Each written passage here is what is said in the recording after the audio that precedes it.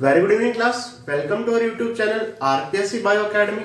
हम एक चैप्टर शुरू कर चुके थे प्लांट ग्रोथ एंड डेवलपमेंट का। इसमें हम ग्रोथ को देख चुके थे। आज हम देखते हैं growth rate.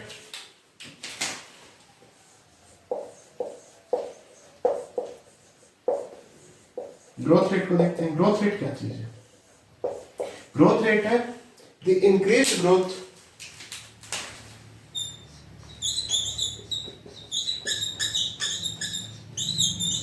the increased growth per unit time।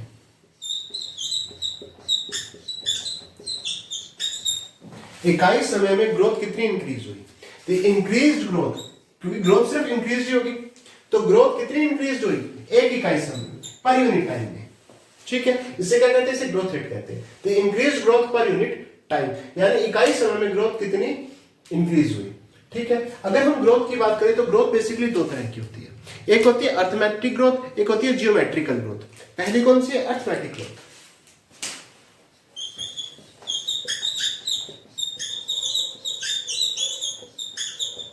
Arithmetic growth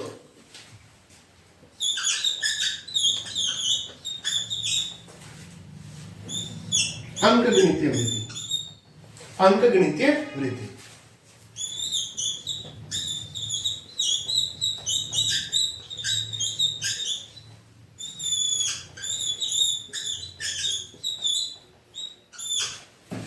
अंकगणितीय वृद्धि। मान लीजिए दो कोशिकाएं,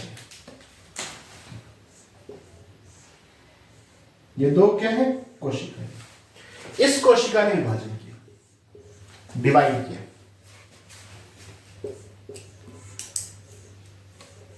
जब ये कोशिका डिवाइड करेगी तो दो कोशिकाएं बनेंगी। जब ये कोशिका डिवाइड करेगी तो कितनी कोशिकाएं बनेंगी? दो कोशिकाएं बनेंगी। ठीक है, अब फिर ये कोशिका डिवाइड करेगी,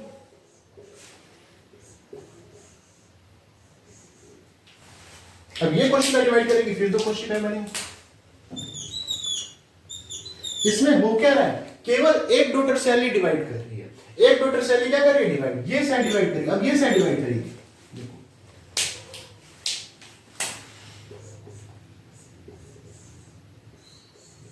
अब ये सेल डिवाइड करेगी, ये सेल डिवाइड करके फिर दो कोशिकाएं बनाएंगी। एक आगे डिवाइड करेगी, एक डिवाइड नहीं करेगी। देखो इस तरह से। ठीक है, इसमें क्या होगा? One daughter cell continuous divide करेगी। वन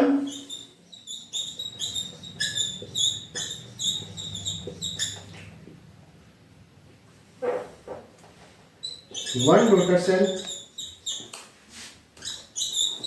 कॉन्टिन्यूस डिवाइड करेगी। One daughter cell continuous divide करेगी। One daughter cell continuous divide करेगी। One daughter cell continuous divide करेगी। ठीक है, और दूसरी कोशिका क्या करेंगे? अनदर सेल क्या करेंगी? अनदर सेल्स क्या करेंगी? दूसरी कोशिकाएं क्या करेंगी? जो दूसरी कोशिकाएं होंगी वो मैच्योर हो जाएंगी। मैच्योर हो जाएंगी। क्या हो जाएंगी? मैच्योर हो जाएंगी या डिफरेंशिएट हो जाएंगी।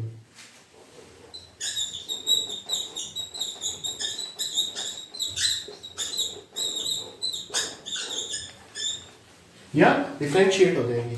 मैच्योर हो जाएंगी या डिफरेंशिएट हो जाएंगी। ठीक है, तो देखिए एक डॉटर सेल तो कॉन्टिन्यूस डिवाइड करेगी। जो अनदर सेल होगी वो या तो मैच्योर हो जाएंगी या डिफरेंशिएट हो जाएंगी। ठीक है, वो या तो मैच्योर हो जाएंगी या डिफरेंशिएट हो जाएंगी। अनदर ठीक है, जैसे ये सेल बार बार डिवाइड कर रही थी, बाकी सेल मैच्योर हो गई थी, डिफरेंशिएट हो गई थी। ठीक है, ये सेल फिर इस सेल ने डिवाइड किया तो एक ही सेल बार बार डिवाइड करेगी, बाकी सेल क्या हो जाएंगे? मैच्योर या डिफरेंशिएट्स हो जाएंगे। ठीक है, अब इसको थोड़ा सा समझते हैं।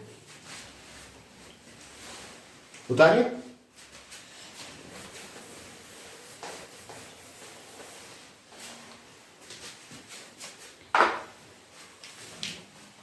अगर मैं इसके फॉर्मूले की बात करूं तो एल टी होगा L naught plus R T. इसका फॉर्मूला क्या होगा? L T is equal to L naught plus R T. आइए इसे समझते हैं।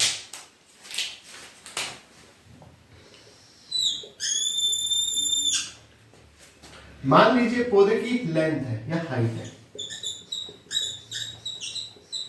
क्या है, हाइट है, ये टाइम आ गया,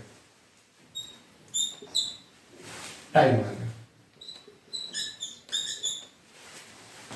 ठीक है।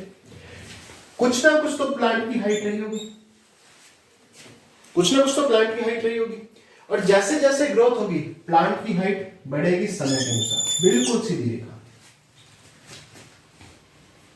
ठीक है।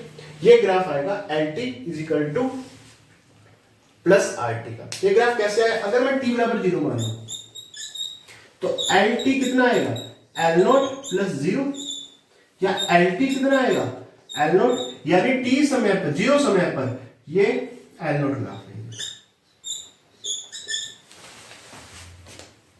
ठीक है। फिर जैसे जैसे बढ़ेगा वैसे वैसे वो ऐड होता जाएगा तो बिल्कुल सीधी रेखा बन जाएगी, क्योंकि टाइम के बढ़ने पर वृद्धि भी तो बढ़ेगी, तो ये बिल्कुल सीधी रेखा हो जाएगी। तो ये ग्राफ आएगा।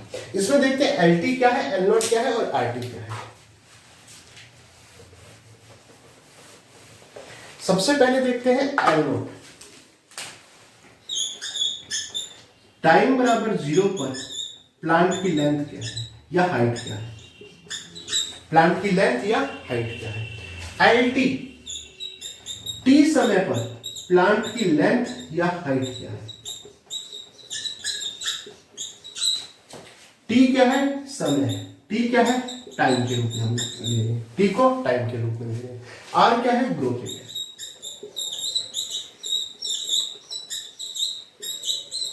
r क्या है, ग्रोथ रेट है। इसका एग्जांपल क्या होगा, इसका एग्जांपल होगा रूट इलोंगेशन।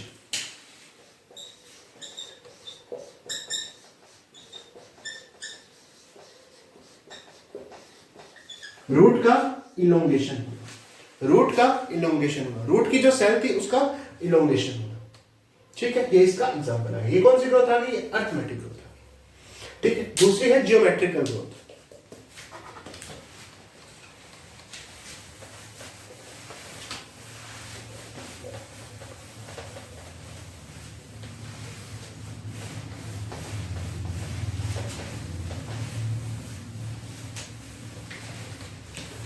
जियोमेट्रिकल ग्रोथ,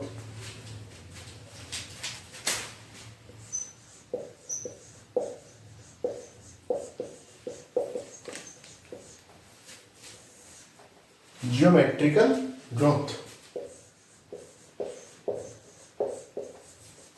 ज्यामितीय वृद्धि।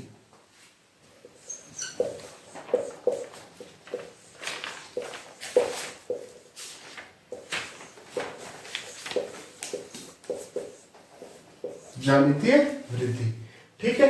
जियोमेट्रिकल ग्रोथ, जियोमेट्रिकल ग्रोथ या ज्यामितीय वृद्धि। अब जियोमेट्रिकल ग्रोथ की बात करते हैं। इसमें क्या होगा, मान लीजिए 2 सेल थी,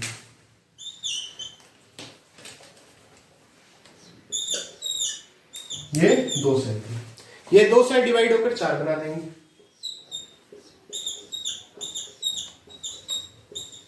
4 सेल डिवाइड होकर 8 बना देंगे,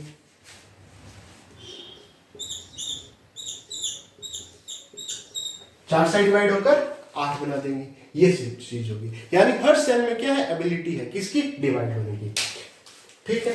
तो इसमें क्या आएगा कि जो सेल है उसमें एबिलिटी रहेगी, किसकी एबिलिटी, टू डिवाइड की, बोथ सेल में रहेगी, बोथ सेल में क्या एबिलिटी रहेगी, डिवाइड की, हर सेल डिवाइड होगी, ठीक है। इसमें हर सेल क्या होगी, डिवाइड। उसमें एक सेल तो डिवाइड हो रही थी, एक सेल या तो मैच्योर और क्या हो रही थी, एक मैच्योर हो रही थी या डिफरेंशिएट्स हो रही थी। यहां हर सेल में एबिलिटी क्या है, डिवाइड होने की एबिलिटी, ठीक है। इसके 3 फेजेस है, कितने फेजेस है, 3 फेजेस, इसके 3 फेजेस,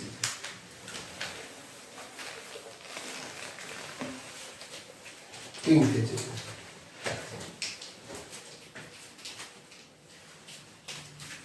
तीन फेजेस,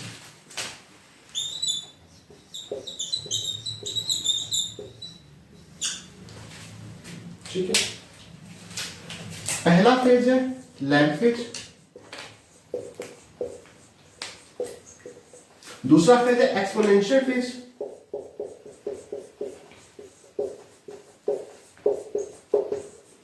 एक्सपोनेंशियल फेज। तीसरा फेज है स्टेशनरी फेज।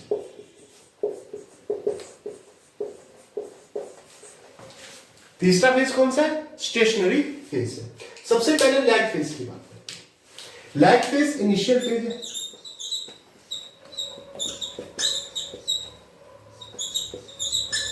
कैसा फेज है? इनिशियल फेज है। ग्रोथ कम होगी,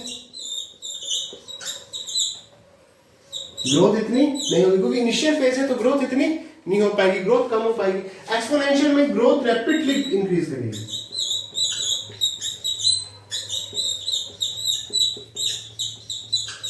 इंक्रीज करेगी, एकदम से बढ़ेगी।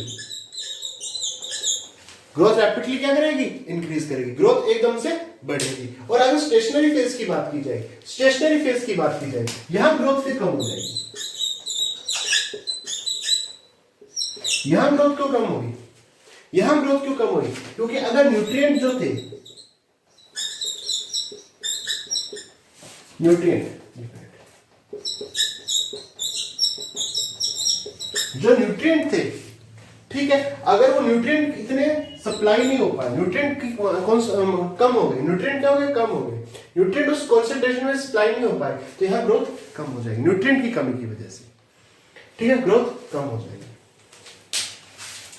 जैसे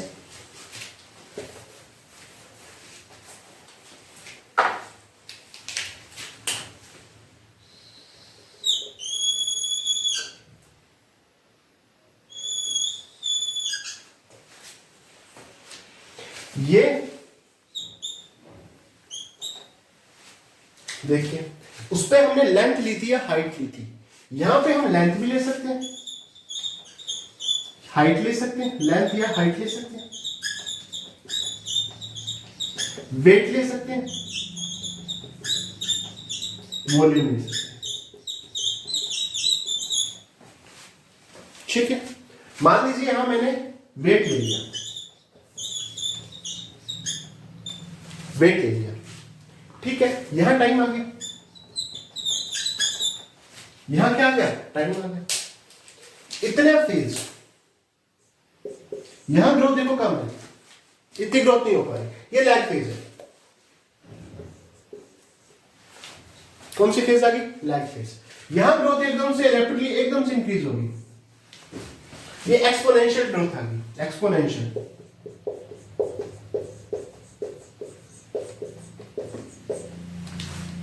ठीक है, यहां फिर ग्रोथ कम होगी, देखो उतनी ग्रोथ नहीं हुई। ये कौन सी स्टेज आ गई? स्टेशनरी स्टेज आ गई, स्टेशनरी। ठीक है, अब इसका एग्जांपल देखते हैं। एग्जांपल क्या है? कोई भी लिविंग ऑर्गेनिज्म,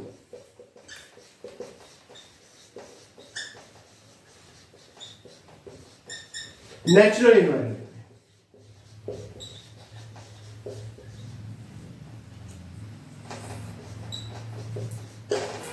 कोई भी लिविंग ऑर्गेनिज्म नेचुरल एनवायरनमेंट में ऐसी ग्रोथ करता है। ठीक है, जैसे कोई भी लिविंग ऑर्गेनिज्म है, पहले वो यहां पे क्या करेगा? अपनी ग्रोथ इनिशियल फेज में होगा तो ग्रोथ इतनी नहीं हो पाएगी, फिर एकदम से ग्रोथ करेगा, एक्सपोनेंशियल ग्रोथ करेगा। फिर जैसे वहां न्यूट्रिएंट की सप्लाई कम होगी, कैसी हो जाएगी? स्टेशनरी ग्रोथ हो जाएगी।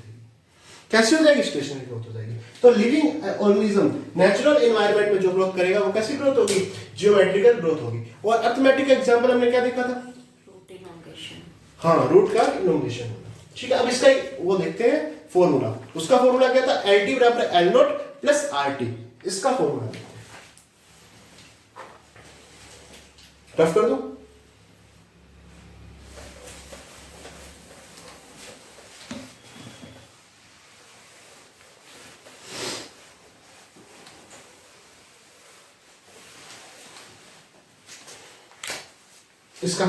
इसका फॉर्मूला होगा डब्ल्यू टी, वेट ली है ना हमने, तो डब्ल्यू टी बराबर डब्ल्यू नॉट ई की पावर आर टी।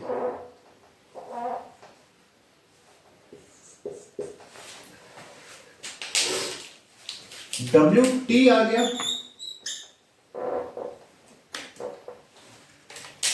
टी समय पर जो प्लांट का वेट है, या टी समय पर जो भी प्लांट का तो टी समय पर प्लांट का वेट आ गया, प्लांट का वेट आ गया, W नॉट आ गया t बराबर 0 पर जो वेट है, t बराबर 0 पर जो वेट है। R ग्रोथ रेट हम देख चुके हैं, R ग्रोथ रेट देख ही चुके हैं, t टाइम देख ही चुके हैं, t टाइम हम देख ही चुके हैं। और E है नेचुरल लोग, क्या है नेचुरल लोग,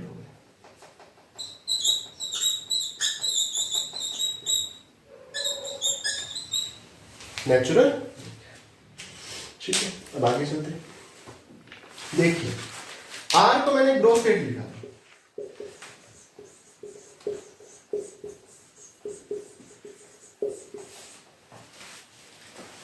R को क्या लिखा था ग्रोथ रेट। ये कर क्या रहा है, प्लांट की ग्रोथ ही तो कर रहा है, या ये बता रहा है कि प्लांट में कितना न्यू प्लांट मटेरियल हुआ। ये एक एबिलिटी है, क्या है एबिलिटी है कि नया प्लांट मटेरियल कितना है, यानी नया प्लांट मटेरियल कितना प्लांट प्रोड्यूस कर पा रहा है। ठीक है, किसकी एबिलिटी है, प्रोड्यूस न्यू प्लांट मटेरियल, ये प्लांट की एबिलिटी है। आर जो है वो ग्रोथ रेट है, और साथ में क्या है कि कितना प्लांट न्यू मटेरियल को प्रोड्यूस कर पा रहा है, ये प्लांट की एबिलिटी है। क्योंकि जैसे जैसे ग्रोथ होगी प्लांट क्या करेगा, न्यू मटेरियल को प्रोड्यूस ही तो कर रहा है। ग्रोथ में वो क्या कर रहा है, न्यू मटेरियल को क्या कर रहा है, प्रोड्यूस ही तो कर रहा है। ये एबिलिटी है, किसकी एबिलिटी है, प्लांट की। इसे एक और नाम दिया जाता है, इसे कहते हैं एफिशिएंसी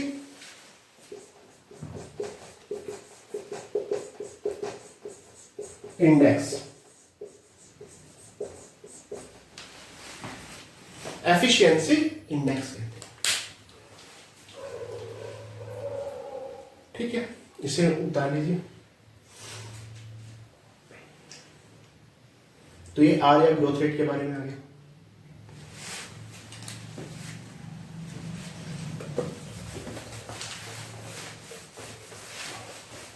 हमने अभी ग्रोथ दो तरह की देखी, एक अर्थमेटिक ग्रोथ देखी, दूसरी जियोमेट्रिकल ग्रोथ देखी। अब ग्रोथ को और भी दो हिस्सों में बांटा जाता है, ग्रोथ को और भी दो हिस्सों में बांटा जाता है। एक होती है एब्सोल्यूट ग्रोथ,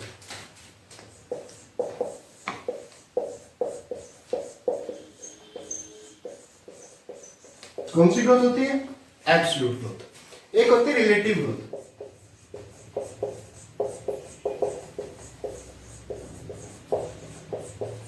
दोनों को देखते हैं, एब्सोल्यूट ग्रोथ को और रिलेटिव ग्रोथ को, दोनों को देखते हैं। एब्सोल्यूट ग्रोथ क्या है, यहां मेजर होगा, यहां मेजरमेंट होगा, मेजरमेंट होगा।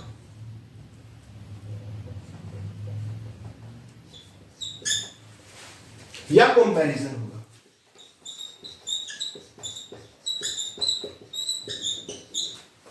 मेजरमेंट होगा या कंपैरिजन होगा, किसका, ग्रोथ और टाइम का।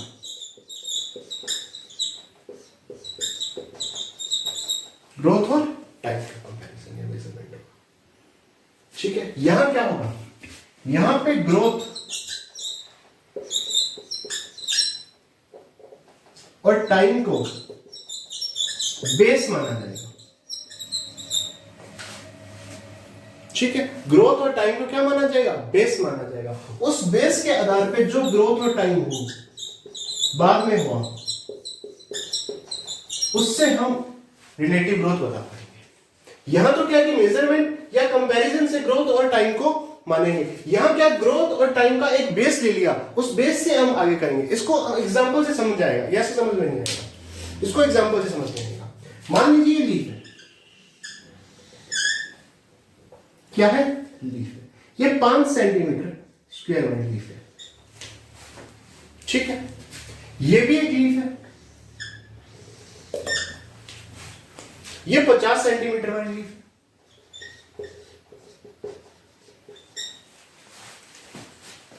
ठीक है, एक दिन बाद इस लीफ ने 5 सेंटीमीटर ग्रोथ की, एक दिन बाद, तो ये 10 सेंटीमीटर की होगी, 10 सेंटीमीटर स्क्वायर एरिया की होगी। ठीक है, इस लीफ ने भी 5 सेंटीमीटर ही ग्रो किया। ये लीफ कितने सेंटीमीटर की होगी? 55 सेंटीमीटर स्क्वायर की होगी।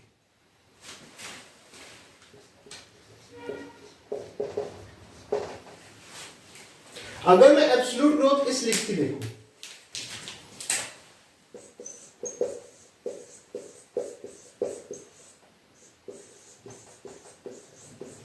तो मैं किनका कंपैरिजन करूंगा? ग्रोथ अपॉन टाइम का।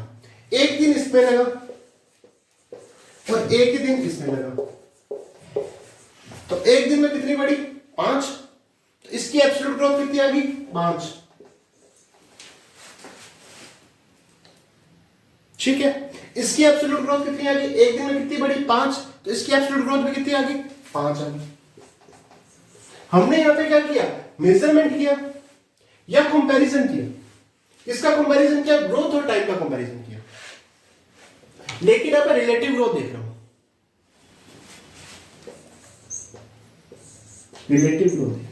रिलेटिव ग्रोथ में पहले ग्रोथ अपॉन टाइम का एक बेस बनाया जाएगा। जैसे पहले ग्रोथ 5 थी, इनिशियल ग्रोथ कितनी थी? इनिशियल कितनी थी? 5 थी।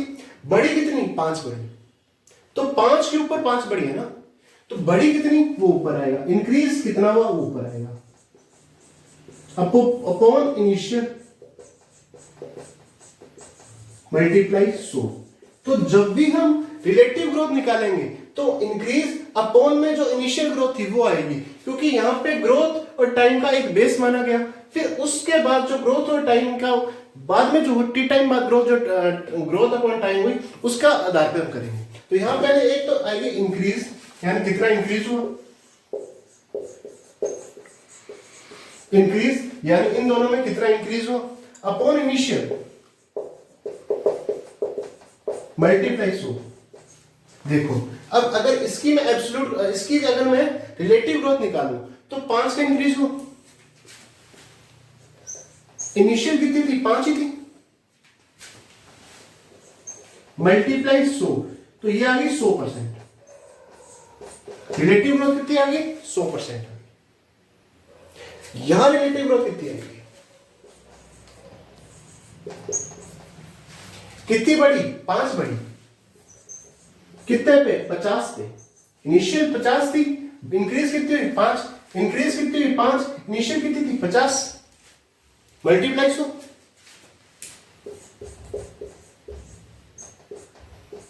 तो कितनी आ गई? 10%। यहां 100% रिलेटिव ग्रोथ, यहां रिलेटिव ग्रोथ कितनी? 10%। यहां क्या करना है? यहां मेजरमेंट और कंपैरिजन करना है, किसका? ग्रोथ और अपॉन टाइम का। या इनिशियल से कोई मतलब नहीं है कि इनिशियल कितना था। यहां हमने किसी ग्रोथ और टाइम को एक इनिशियल मान लिया कि ये इतना इनिशियल था, उसके बाद जो टी टाइम के बाद ग्रोथ और टाइम हुआ ना, उनके आधार पे हम रिलेटिव ग्रोथ बताएंगे। ये चीज समझ में नहीं है। ठीक है, इसका तो सीधा फॉर्मूला है कि ग्रोथ अपॉन टाइम। इसका फॉर्मूला क्या है कि कितना इंक्रीज हुआ अपॉन इनिशियल क्या था? मल्टीप्लाई 100। ठीक, ये आ गई एब्सोल्यूट ग्रोथ और रिलेटिव ग्रोथ। अब आगे चल, अब हम पढ़ते हैं ग्रोथ को इफेक्ट करने वाले तत्व कौन से फैक्टर्स ऐसे हैं जो ग्रोथ को प्रभावित करने वाले।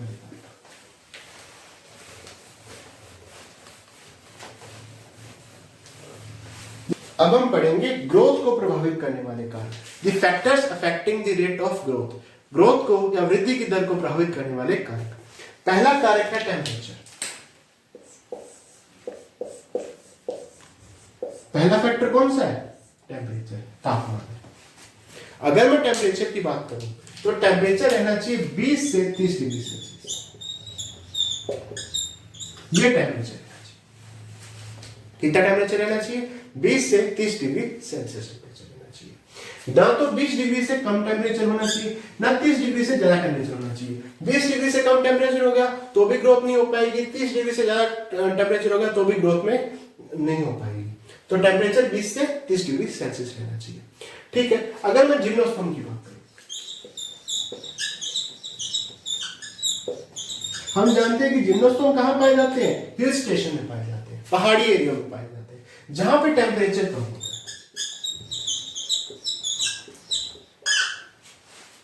जहां पे टेम्परेचर क्या होता है, कम होता है। ठीक है, और एंजियोस्पर्म कहां पाए जाते हैं,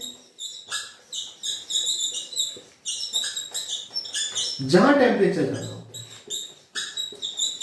यही है। जिम्नोस्पर्म कहां पाए जाते हैं, जहां टेम्परेचर कम होता है। एंजियोस्पर्म कहां पाए जाते हैं, जहां टेम्परेचर ज्यादा होता है। जिम्नोस्पर्म कम टेम्परेचर वाले एरिया में पाए जाते हैं, इसीलिए जिम्नोस्पर्म की ग्रोथ एंजियोस्पर्म की कंपैरिजन में कम होती है। जिम्नोस्पर्म की जो ग्रोथ होती है वो एंजियोस्पर्म की कंपैरिजन में कम होती है, क्योंकि कम टेम्परेचर में पाए जाते हैं। अगर टेम्परेचर कम होगा तो ग्रोथ भी कम होगी। तो क्योंकि जिम्नोस्पर्म कम टेम्परेचर वाले एरिया पे पाए जाते हैं, इसीलिए जिम्नोस्पर्म की ग्रोथ एंजियोस्पर्म की कंपैरिजन में कम होती है, जबकि एंजियोस्पर्म की ग्रोथ जिम्नोस्पर्म की तुलना में ज्यादा होती है। आप एक जिम्नोस्पर्म का प्लांट लगा लीजिए, आप एक एंजियोस्पर्म का प्लांट लगा लीजिए, दोनों में ग्रोथ किसमें ज्यादा देखने को मिलेगी, एंजियोस्पर्म। ठीक है, अब आगे चले। तो ये था टेम्परेचर। दूसरा है लाइट। दूसरा क्या है, लाइट है। लाइट ज्यादा तो फोटोसिंथेसिस ज्यादा।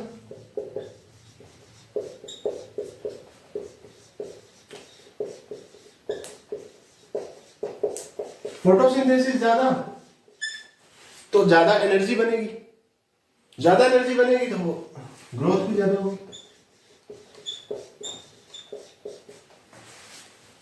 ठीक है, दूसरा लाइट आ गया। चले आगे। तीसरा हम लेते हैं क्या, ऑक्सीजन लेते हैं।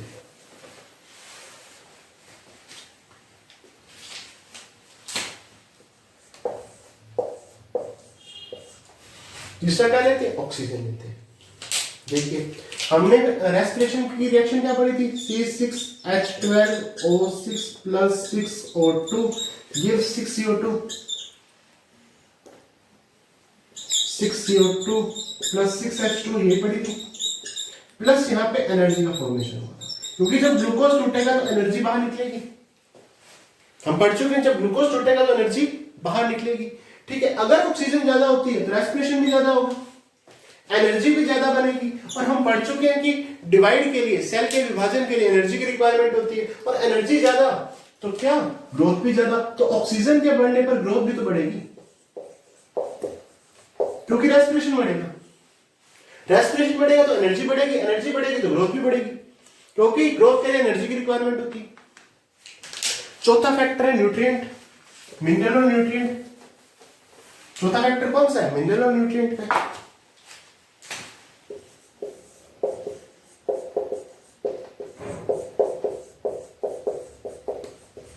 मिनरल न्यूट्रिएंट भी तो चाहिए ग्रोथ के लिए, तो जितने ये ज्यादा उतनी ग्रोथ ज्यादा। ठीक है, पांचवा फैक्टर है वाटर। वाटर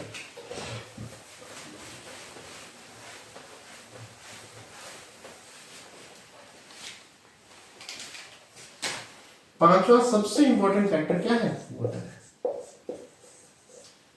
वाटर क्या काम करता है, पहला तो साइटोप्लाज्म बनाता है। सेल का क्या बनाता है, साइटोप्लाज्म बनाता है। सेल की टर्जिडिटी मेंटेन करता है, सेल की टर्जिडिटी को मेंटेन करता है। ठीक है, न्यूट्रिएंट प्रदान करता है, न्यूट्रिएंट प्रदान करता है, साइटोप्लाज्म का फॉर्मेशन करता है, टर्जिडिटी मेंटेन करता है, मीडियम प्रदान करता है एंजाइम्स को जहां पर रिएक्शन हो सके। तो वाटर तो बहुत जरूरी है। वाटर अगर ज्यादा होगा तो प्लांट की ग्रोथ अपने आप ज्यादा होगी। वाटर ज्यादा होगा तो प्लांट की ग्रोथ अपने आप ज्यादा होगी। ठीक है, अब आगे चलते हैं।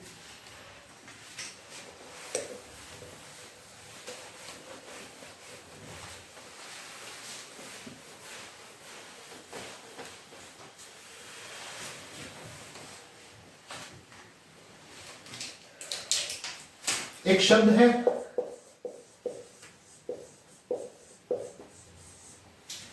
डोरमेंसी। ठीक है, क्या शब्द है, डोरमेंसी। डोरमेंसी को कहते हैं सुसुप्ति, प्रसुप्ति, प्रसुप्ति। डोरमेंसी या प्रसुप्ति। ठीक है, प्रसुप्ति क्या होती है? इसमें प्लांट की ग्रोथ रुक जाती है।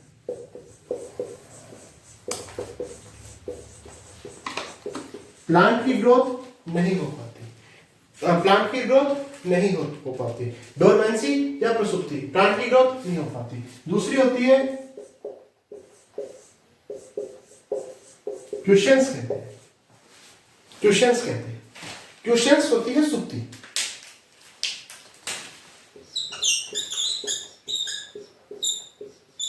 सुप्ति, इसमें भी प्लांट की ग्रोथ नहीं हो पाती।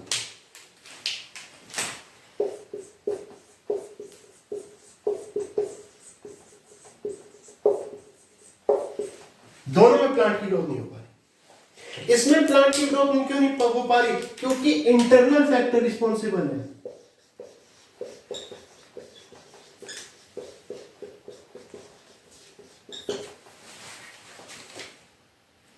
यहां प्लांट की ग्रोथ क्यों नहीं हो पा रही? क्योंकि एक्सटर्नल फैक्टर रिस्पॉन्सिबल है।